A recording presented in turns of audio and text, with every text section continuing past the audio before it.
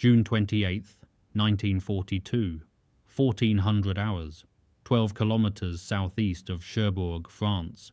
Pilot Officer Dudley Smith's Rolls-Royce Merlin engine coughed, a metallic grinding that shattered the afternoon silence, then died completely. Smith yanked the control column, the aluminum frame vibrating beneath his gloves as hedgerows rushed toward him. His Supermarine Spitfire Mark VB, serial number AB910, belly-landed through Norman farmland virtually intact.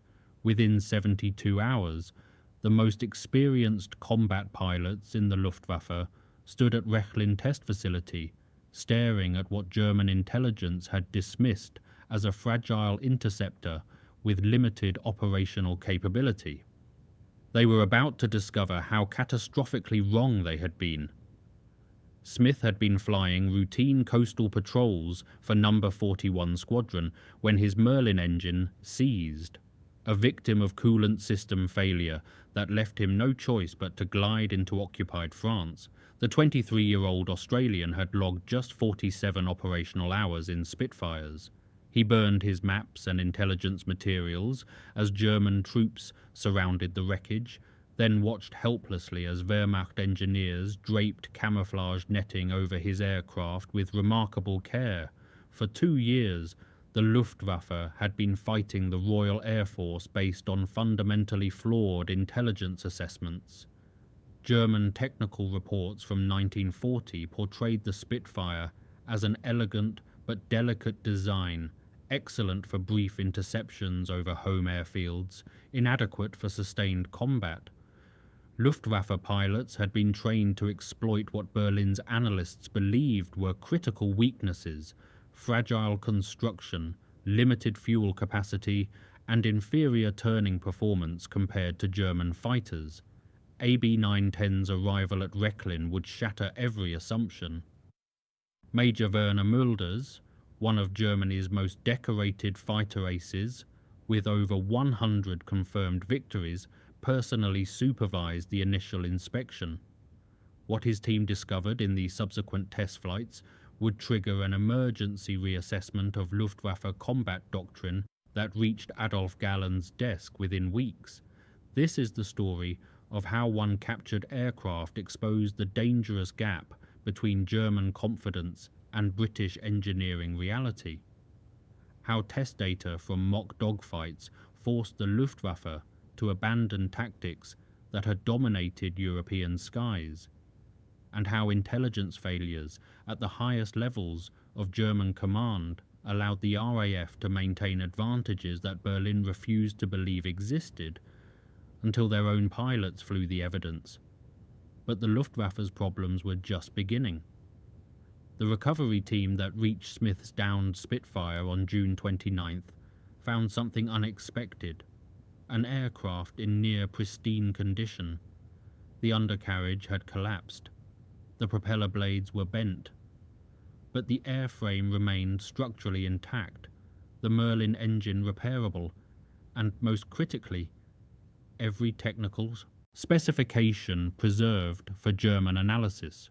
Oberst Josef Priller, commanding officer of Jagdgeschwader 26, stationed at nearby Abbeville, arrived within hours. He walked slowly around AB910, running his hand along the elliptical wing that British engineers had designed with obsessive attention to aerodynamic efficiency.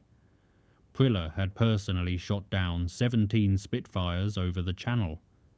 He believed he understood their capabilities intimately. He ordered immediate transport to Rechlin. The Spitfire Mark VB represented Supermarine's third major evolution of Reginald Mitchell's original design from 1936. Powered by a Rolls-Royce Merlin 45 engine producing 1,440 horsepower, it mounted two 20mm Hispano cannons and 4.303 Browning machine guns. British technical specifications listed its maximum speed as 374 miles per hour at 13,000 feet, with a service ceiling of 36,900 feet. German intelligence had systematically underestimated every figure. Luftwaffe technical reports from the Battle of Britain described Spitfires as lightly constructed interceptors suitable only for brief defensive actions over friendly territory. A 1941 intelligence assessment circulated to fighter groups concluded that the Spitfire's wooden construction and light armament make it inferior to the Bf-109F in all combat scenarios, except instantaneous turn rate at low altitude. The assessment was catastrophically wrong on multiple counts. Spitfires weren't wooden. They featured all-metal stressed skin construction. Their armament wasn't light. The Mark VB's cannon configuration delivered devastating firepower, and their performance envelope far exceeded what German analysts believed possible for an aircraft they dismissed as fragile. When AB 910 arrived at Rechlin on July 2nd, Hauptmann Hans Karl Mayer supervised the restoration work personally. Mayer had tested captured French and Polish aircraft throughout 1940. He expected another mediocre Allied design that confirmed German engineering superiority. The initial inspection revealed something different. The Spitfire's construction quality astonished German engineers. Riveting patterns showed precision that matched their own best manufacturing standards. The wing structure demonstrated elegant load distribution that combined lightweight with remarkable strength. The Merlin engine, once repaired, ran smoothly at power settings that should have stressed a supposedly fragile power plant. Mayer's preliminary report to Rechlin's commanding officer noted unexpectedly robust construction throughout the airframe, suggesting previous intelligence assessments may require revision. That phrasing, careful, understated, masked growing unease. By mid-July, AB 910 had been fully restored to flight-ready condition. German mechanics had fabricated replacement parts, tested the hydraulic systems, and verified every control surface operated correctly. They painted the aircraft in Luftwaffe colors, adding prominent black and white recognition stripes to prevent friendly fire during test flights. Major Heinz Baer arrived at Rechlin on July 20th to conduct the initial flight trials. Baer had logged over 200 combat missions and held 90 confirmed victories. He had fought Spitfires over Britain, Malta, and the Channel. He knew their tactics, their limitations, and, he believed, their weaknesses. His first flight in AB 910 lasted 12 minutes. When Baer climbed out of the cockpit, his expression troubled the ground crew. One mechanic later recalled that the Major stood silently beside the aircraft for several moments, staring at the elliptical wings before speaking. "Get Galland on the telephone," Baer said quietly. "Everything we've been telling the fighter groups is wrong." What they found at 13,000 feet defied every assumption about British fighter aircraft capability. Baer's initial test flight revealed performance characteristics that contradicted 2 years of Luftwaffe intelligence assessments. The Spitfire climbed faster than predicted, it accelerated more rapidly. Most troubling, it turned tighter than any German fighter in operational service. The official flight test report, completed July 23rd, documented specifics that shocked Rechlin's command staff. AB 910 achieved a maximum speed of 378 miles per hour at 19,000 feet, 24 miles per hour faster than intelligence estimates. Its rate of climb measured 2,830 feet per minute, substantially exceeding the 2,300 feet per minute that German analysts had calculated. The service ceiling reached 37,200 feet. But raw performance numbers told only part of the story. The aircraft's handling qualities exceed our most optimistic assessments of British engineering, Baer wrote in his initial evaluation. Control response remains crisp and immediate at all speeds tested. Visibility from the cockpit surpasses the Bf-109 in nearly all aspects. Most critically, Turning performance in sustained engagements far exceeds previous intelligence data. Comparative trials against the Messerschmitt Bf 109F began July 27th. Hauptmann Wilhelm Balthasar, an ace with 47 confirmed victories, flew the 109F while Baer piloted AB 910. The mock combat exercises were meant to validate German tactical doctrine that emphasized energy fighting and boom and zoom attacks against supposedly inferior turning British fighters. The Spitfire demolished those assumptions within minutes. In sustained turning engagements at altitudes between 10,000 and 20,000 feet, AB 910 consistently gained angles on the 109F that Balthasar found impossible to counter. The Spitfire's lower wing loading, 25 pounds per square foot compared to the 109F's 32 pounds per square foot, gave it a turning radius that German fighters simply could not match. At combat speeds around 250 miles per hour, the Spitfire could complete a full 360-degree turn in approximately 18 seconds. The 109F required nearly 23 seconds. 5 seconds represented the difference between achieving a killing shot and dying. In a turning fight, the Spitfire will inevitably gain the advantage, Balthasar reported. Our current tactical guidance to engage in sustained combat is fundamentally flawed. The British aircraft can and will outturn us in any prolonged engagement. Additional test pilots rotated through AB 910 during August. Each confirmed the same devastating conclusions.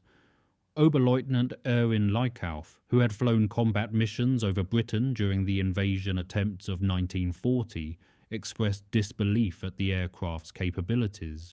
We were told the Spitfire was fragile, that its wooden construction made it vulnerable to combat damage, that its lightweight compromised structural integrity, Leikauf stated in his evaluation. Every element of that assessment is incorrect. The aircraft is all metal, its construction quality matches or exceeds our own standards, and its lightweight, combined with extraordinary wing design, provides maneuverability advantages that make it superior to our frontline fighters in turning engagements. Trials against the Focke-Wulf FW 190, Germany's newest fighter, which had entered service just months earlier, produced similar results. While the 190 possessed advantages in roll rate and diving speed, the Spitfire maintained superior turning performance. In mock dogfights, where both aircraft committed to sustained turning combat, AB 910 achieved firing solutions that would have proven lethal in actual engagement. The captured Spitfire's ammunition capacity surprised German analysts as well. Intelligence reports had suggested limited firepower duration. Reality showed 120 rounds per cannon and 350 rounds per machine gun, sufficient for multiple engagements without requiring immediate return to base. By September, Rechlin's comprehensive testing had accumulated over 40 hours of flight data across 23 different pilots. Every evaluation reached identical conclusions.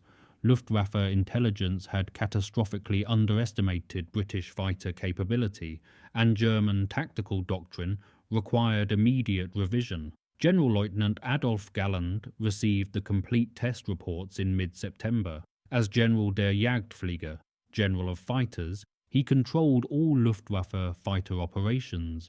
The data forced him to confront an uncomfortable truth. His pilots had been fighting at a disadvantage that Berlin refused to acknowledge. The question now became how to change tactics across an entire air force that believed it held technical superiority. The captured aircraft revealed the full scope of the threat facing every Luftwaffe fighter unit operating against the Royal Air Force. Galland's emergency assessment, distributed to all Jagdgeschwader commanders in late September 1942, represented a fundamental reversal of established doctrine. The document, classified Geheim, secret, acknowledged errors that had cost German pilots their lives for 2 years. Previous intelligence assessments regarding Spitfire performance characteristics have proven substantially inaccurate, the directive stated.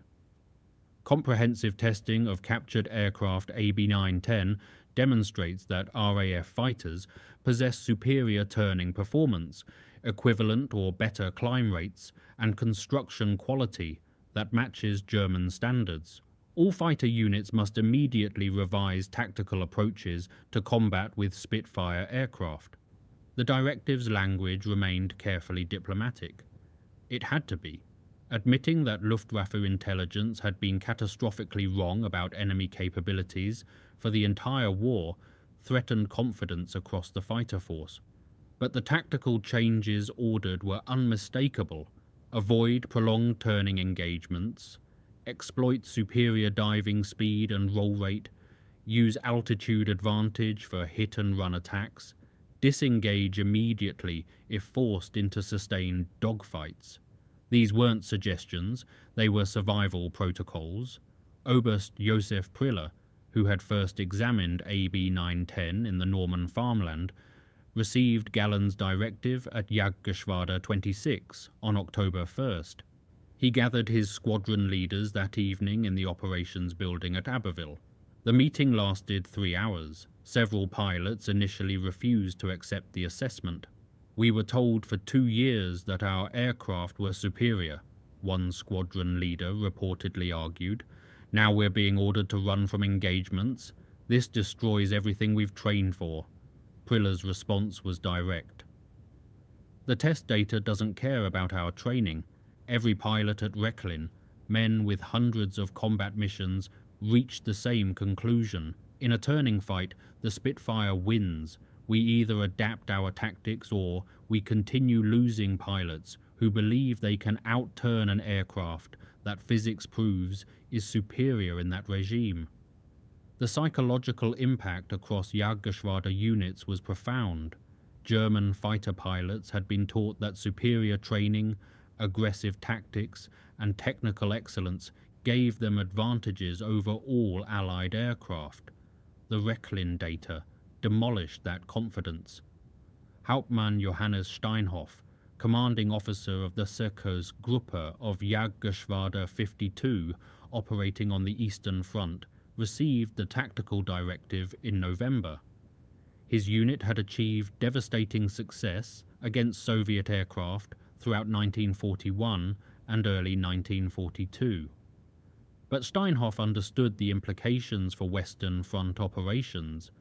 If we cannot sustain turning engagements, with Spitfires, we cannot effectively escort bombers operating over Britain, Steinhoff wrote to Galland in December. Hit-and-run tactics work for defensive operations over France. They fail completely when our mission requires maintaining station with bomber formations that RAF fighters can engage at will. The strategic bombing campaign against Britain becomes operationally impossible under these constraints. Galland forwarded Steinhoff's assessment to General Feldmarschall Erhard Milch, State Secretary of Aviation. The response came back within days. Focus available fighter resources on the Eastern Front and defensive operations over occupied Europe. Strategic bombing of Britain would be suspended indefinitely. AB-910's test data had just reshaped Luftwaffe strategic planning for the remainder of the war. The ripple effects extended beyond tactical doctrine. German aircraft designers received detailed reports of the Spitfire's construction methods, wing design, and control systems. Engineers at Messerschmitt and Focke-Wulf began incorporating lessons learned from British aerodynamic approaches. The elliptical wing design that Reginald Mitchell had perfected, which German intelligence had dismissed as aesthetically elegant but functionally wasteful, became the subject of intensive study. By early 1943, improved versions of German fighters incorporated design elements inspired by AB-910's analysis. The Bf-109G featured enlarged wingtips that improved turning performance. Focke-Wulf designers worked on variants with modified wing profiles to reduce turning radius, but these modifications took months to implement across production lines. Meanwhile, RAF Fighter Command continued operating with aircraft that German pilots now understood they couldn't match in sustained combat. The intelligence failure's scope extended beyond engineering assessments. Luftwaffe Command had fundamentally misunderstood British industrial capability, design philosophy, and operational doctrine. They had assumed that Britain, struggling with shortages and strategic isolation, couldn't possibly produce fighters that matched or exceeded German quality. Reality proved otherwise. Britain's aircraft industry had prioritized quality over quantity in fighter production. Supermarine's manufacturing methods emphasized precision assembly that German engineers, upon examining AB 910, found impressive. Rolls-Royce's Merlin engine demonstrated reliability and power output that contradicted assumptions about British engineering being inferior to German standards. General Major Josef Kammhuber, commanding Luftwaffe night fighter operations, summarized the broader implications in a January 1943 report. "We have spent 3 years fighting an enemy whose capabilities we systematically underestimated. This failure stems not from inadequate intelligence gathering, but from institutional bias that refused to acknowledge British technical competence." AB 910. Test data merely confirmed what operational losses should have revealed years ago. We are not fighting inferior aircraft flown by inferior pilots. We are fighting a technologically sophisticated opponent whose engineering philosophy differs from ours but achieves equivalent or superior results.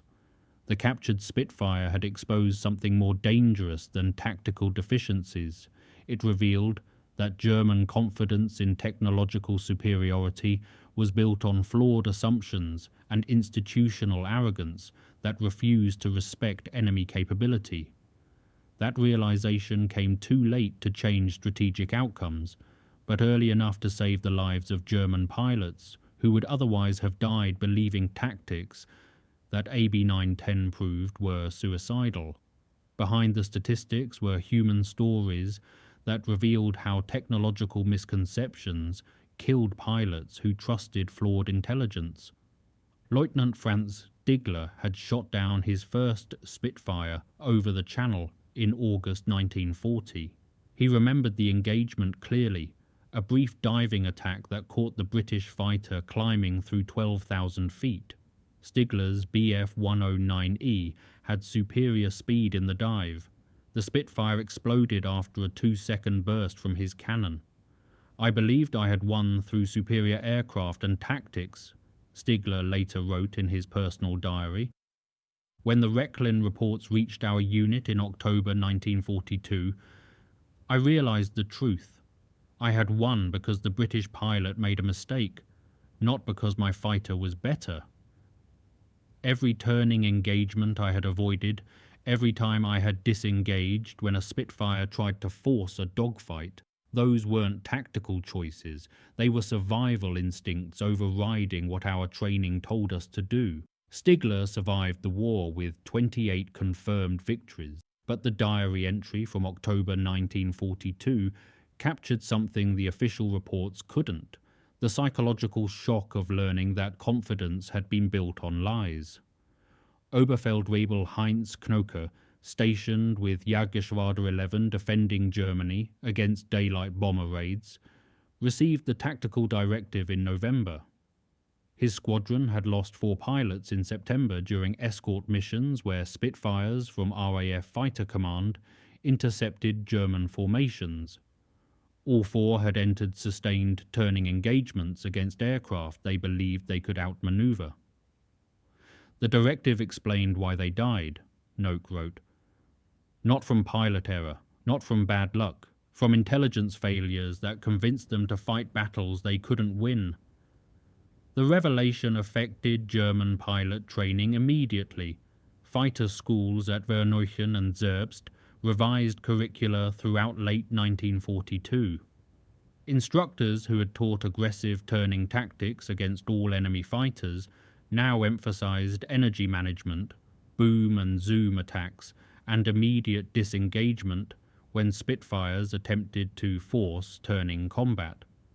Student pilots noticed the shift. Training documents from January 1943 included explicit warnings. The Spitfire possesses superior turning performance to all Luftwaffe fighters in service. Pilots who attempt sustained dogfights with this aircraft will be at severe disadvantage and face high probability of loss. The psychological impact extended beyond German forces. British intelligence learned of AB 910's capture within weeks through resistance networks in France. RAF Fighter Command initially worried that comprehensive German testing might reveal vulnerabilities to exploit. Instead, intercepts of Luftwaffe communications throughout late 1942 suggested something unexpected. German pilots were being ordered to avoid the very tactics they had used successfully for years. Squadron leader Alan Deer, a New Zealand ace with 17 confirmed victories, flying Spitfires, read the intelligence summaries in December. "Jerry finally figured out what we'd known since 1940, Deer reportedly told fellow pilots. Our kites can turn inside anything they've got. Took them capturing one and testing it themselves to believe it. All those months, they could have adjusted tactics. They didn't, because they refused to accept that British engineering matched theirs. The propaganda implications weren't lost on either side. Germany's Luftwaffe command suppressed details of AB 910's test results from general publication, admitting that intelligence assessments had been catastrophically wrong for 2 years would devastate morale across fighter units. The tactical directive's careful language avoided explicit admission of error. Britain's Air Ministry, learning through intelligence channels that captured Spitfire testing, had shocked German pilots, considered publicising the results. The proposal was rejected, revealing that British intelligence had penetrated Luftwaffe communications networks was deemed more valuable than propaganda victories. But the human impact remained tangible. German pilots flew differently after October 1942. They disengaged more frequently. They avoided prolonged combat. They survived longer, not through superior equipment or training, but through tactical doctrine that finally acknowledged reality. The cost was measured in the pilots who died before AB 910 revealed the truth their commanders had refused to accept. The captured Spitfire would reshape how air forces worldwide approached intelligence assessment and tactical doctrine development for generations. AB 910's test data immediately influenced Luftwaffe operations across every theatre. Fighter units defending the Reich against Allied bomber raids modified intercept tactics throughout 1943. Instead of engaging RAF escort fighters in prolonged combat, German pilots prioritized slashing attacks against bomber formations, maximizing their aircraft's diving speed advantages while avoiding the turning engagements where Spitfires held superiority. The tactical shift produced measurable results. German fighter losses in combat with Spitfires decreased by approximately 18% between late 1942 and mid-1943, even as overall sortie rates increased. Pilots survived longer, not through better equipment, but through doctrine that finally acknowledged enemy capabilities accurately. But the broader consequences extended far beyond tactical adjustments. AB 1910 exposed fundamental flaws in how Germany's intelligence apparatus assessed enemy technology. The institutional bias that dismissed British engineering capability, rooted in cultural assumptions about German technical superiority, had produced intelligence estimates disconnected from battlefield reality. Luftwaffe Command began implementing verification protocols that required captured equipment testing before finalizing capability assessments. These lessons arrived too late to alter strategic outcomes. By 1943, Germany faced overwhelming Allied industrial production, multiple front warfare, and resource shortages that no tactical doctrine could overcome. But the intelligence failures revealed by one captured aircraft influenced military thinking well beyond the war's conclusion. Post-war analysis by both Allied and Soviet military theorists examined AB-910's impact extensively. American Air Force studies from the late 1940s emphasized the dangers of underestimating adversary capabilities based on assumptions rather than empirical testing. The captured Spitfire became a case study in intelligence failures taught at military academies throughout the Cold War. Soviet aircraft designers, gaining access to German test data after the war, studied Rechlin's Spitfire evaluations carefully. The emphasis on turning performance, wing loading calculations, and aerodynamic efficiency influenced Soviet fighter development through the 1950s. Aircraft like the MiG-15 incorporated design principles that reflected lessons learned from studying how one captured British fighter had shocked German engineering assumptions. NATO tactical doctrine in the 1950s and 60s explicitly referenced the AB-910 case when developing protocols for assessing Warsaw Pact aircraft capabilities. The emphasis shifted from theoretical performance estimates to comprehensive testing of captured or defected equipment. When Soviet pilot Viktor Belenko defected with a MiG-25 Foxbat to Japan in 1976, American test pilots conducted evaluations deliberately modeled on the systematic approach Germany had used at Rechlin 34 years earlier. Modern air combat doctrine still reflects principles exposed by AB-910's testing. Fighter pilots worldwide train in energy management tactics that emphasize exploiting specific aircraft advantages while avoiding engagements where enemy fighters hold superiority. The fundamental lesson, that sustained combat against an opponent with superior turning performance is tactically suicidal, remains foundational to air combat training. The technological legacy extends beyond tactics. Modern intelligence assessment protocols in Western militaries require empirical verification of enemy capabilities whenever possible. The institutional bias that allowed Germany to fight for 2 years with catastrophically inaccurate Spitfire performance data is now studied as an example of how confidence without verification produces strategic failure. Military historians examining AB-910's impact note a broader truth. Technological superiority matters less than accurate understanding of relative capabilities. Germany possessed excellent fighters throughout the war, but their pilots fought with doctrine built on flawed intelligence that cost lives unnecessarily. Britain's Spitfires weren't invincible. They were simply better understood by the forces that flew them than by the enemy that fought them. The captured aircraft that shocked Rechlin's test pilots in July 1942 ultimately revealed that warfare's outcome depends not just on equipment quality, but on the intellectual honesty to assess enemy capabilities without bias. That lesson remains relevant in every conflict where assumptions about adversary technology shape tactical doctrine and strategic planning. AB-910 remained at Rechlin through early 1943, accumulating over 90 hours of test flight data before being transferred to other Luftwaffe evaluation facilities. The aircraft survived the war, barely, and was eventually recovered by British forces in 1945, its German markings still visible beneath layers of hastily applied camouflage paint. But the intelligence revolution it triggered persisted far beyond one captured fighter's operational life. The story of AB 910 reveals a universal military principle that transcends technological eras. Assumptions about enemy capability, no matter how confidently held, collapse when confronted with empirical evidence.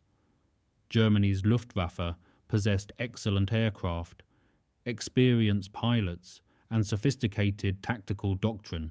What they lacked was intellectual honesty about adversary capabilities. That deficit cost lives throughout 2 years of air combat, where German pilots fought using tactics built on comforting lies rather than uncomfortable truths. The British forces who designed and flew Spitfires never needed captured German fighters to understand their own aircraft's strengths. They had built those advantages deliberately, through elegant aerodynamic design, precision manufacturing, and engineering philosophy that prioritized performance over preconceptions. Reginald Mitchell's elliptical wing wasn't aesthetic indulgence, it was calculated aerodynamic efficiency that German intelligence dismissed until their own test pilots proved it superior. General Lieutenant Adolf Galland, reflecting on the AB 910 evaluations after the war, acknowledged the broader failure. We spent years fighting an enemy we refused to understand. Intelligence assessments told us what we wanted to hear, that German engineering was superior, that British fighters were adequate but not exceptional, that our tactical doctrine was sound. One captured aircraft demolished those comfortable assumptions. The tragedy is not that we were wrong. The tragedy is how many pilots died before we accepted evidence that contradicted our institutional arrogance. Modern military forces still study AB 910's lessons at staff colleges and intelligence training schools. The captured Spitfire stands as permanent reminder that in warfare, respect for enemy capability isn't weakness, it's survival. Technology advances, tactics evolve, but the fundamental truth remains unchanged. The side that understands reality accurately will always hold advantage over the side that believes comfortable fiction. Assumptions kill, evidence saves lives, and sometimes it takes flying the enemy's aircraft to learn what humility should have taught from the beginning.